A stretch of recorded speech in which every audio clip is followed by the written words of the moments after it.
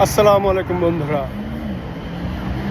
দেখেন, গত ১৬ বছরের জঞ্জাল দূর করে যারা বাংলাদেশকে নতুন স্বপ্ন দেখিয়েছে, বাংলাদেশকে নিয়ে নতুন করে ভাবতে শুরু করেছে, যারা ৫ই আগস্টে প্রথম সারি থেকে ভূমিকা রেখেছে, অসম্ভবকে সম্ভব করেছে, আজকে তাদের জীবনের নিরাপত্তা কী?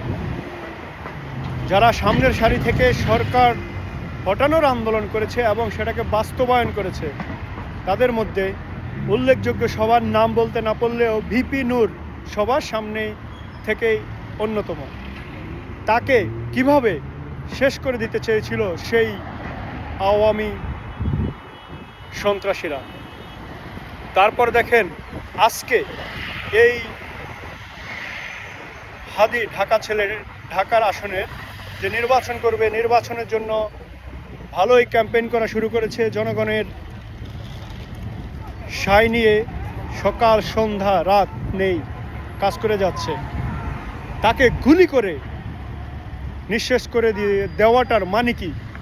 মানেটা হচ্ছে এই দেশে আপনি কথা বলতে পারবেন না।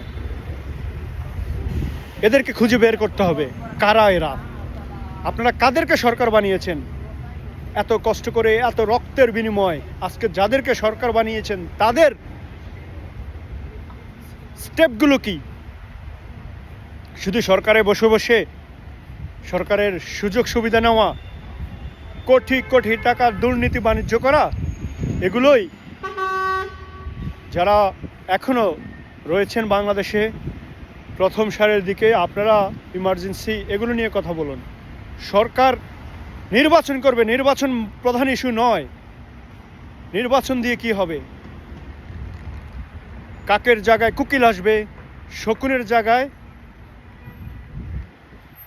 আরেকটা প্রাণী প্রজাতি আসবে মাংস খাওয়ার জন্য।